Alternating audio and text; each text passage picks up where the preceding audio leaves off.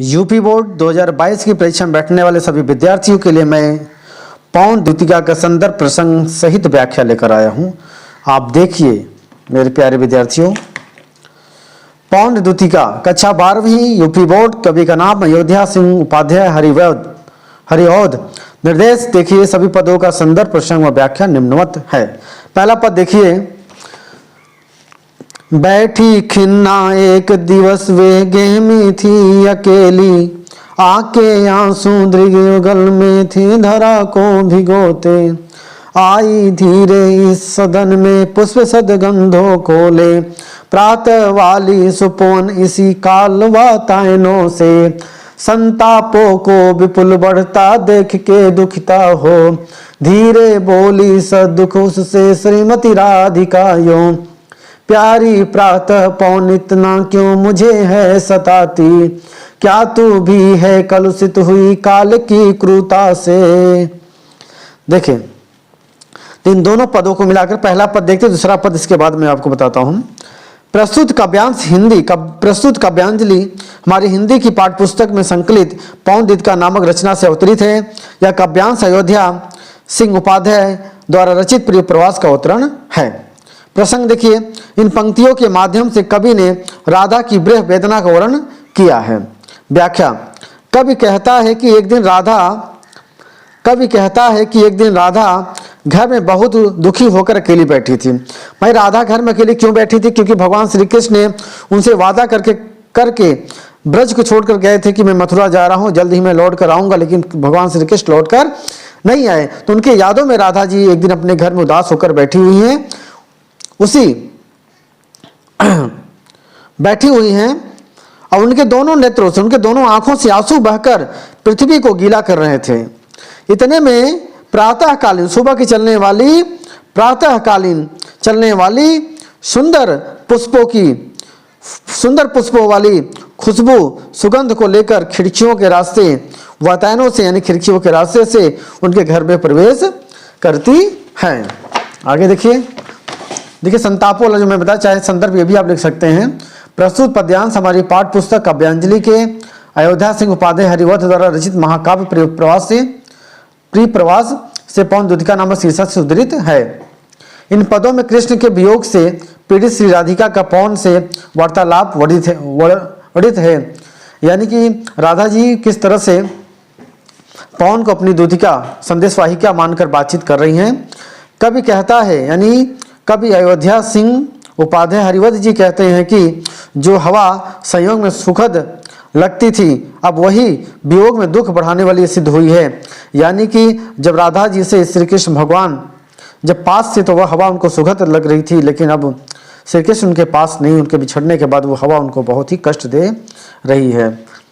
अतः वायु के कारण अपनी व्यथा को और बढ़ता देख राधा बहुत दुखित होकर उससे बोली कि हे प्यारी प्रातःकालीन वायु, तो मुझे इतना क्यों सता रही है?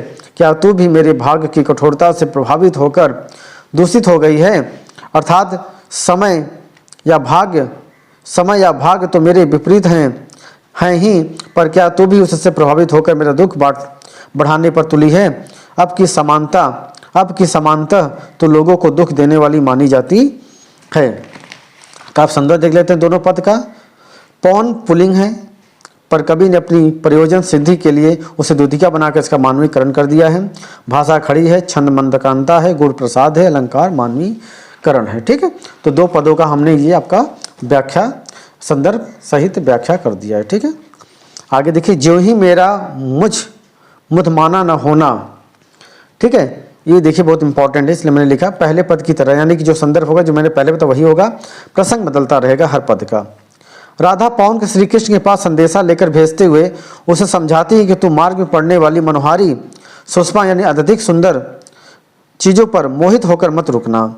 ठीक है, राधा पौंड द्वितीया से कहती है कि जैसे ही मेरा घर छोड़कर तू थोड़ा सा आगे बढ़ेगी, तुझे अत्यंत सुंदर तथा सुखद अनेक कुंजें दिखाई देंगी। उनकी छाया बड़ी शीतल तथा आकर्षक है।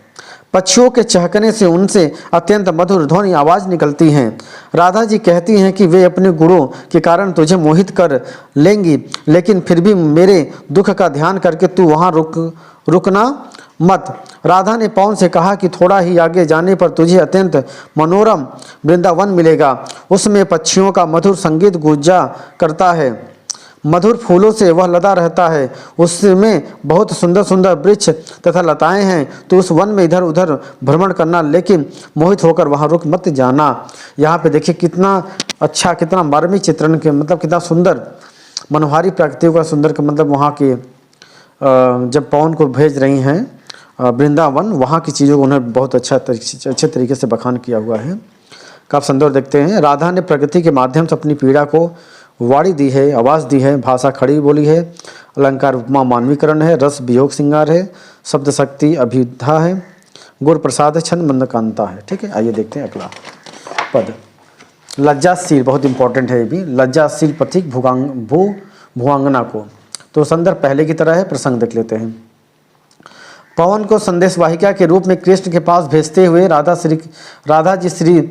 जी उसे मार्ग रास्ते के पथिकों का उपकार यानी भलाई करते हुए जाने की प्रेरणा देती हैं। उससे कहती हैं, क्या कहती हैं? राधा जी कहती हैं कि हे पवन, यदि तुझे मार्ग रास्ते में कोई लाजवंती यानी लज्जाशील महिला स्त्री दिखाई पड़े तो इतने वेग, इतनी तेजी गति से न बहना, इतनी तेजी गति से न चलना कि उसके बदन के वस्त्र अस्त व्यस्त हो जाएं, यानी कि इधर उधर हो जाएं, उड़ जाएं। अर्थात उस लाजवंती महिला के कपड़े उड़ा मत देना। यदि वो थोड़ी भी थकी हुई लगे तो उसे अपनी गोद में लेकर थकान मिटा देना।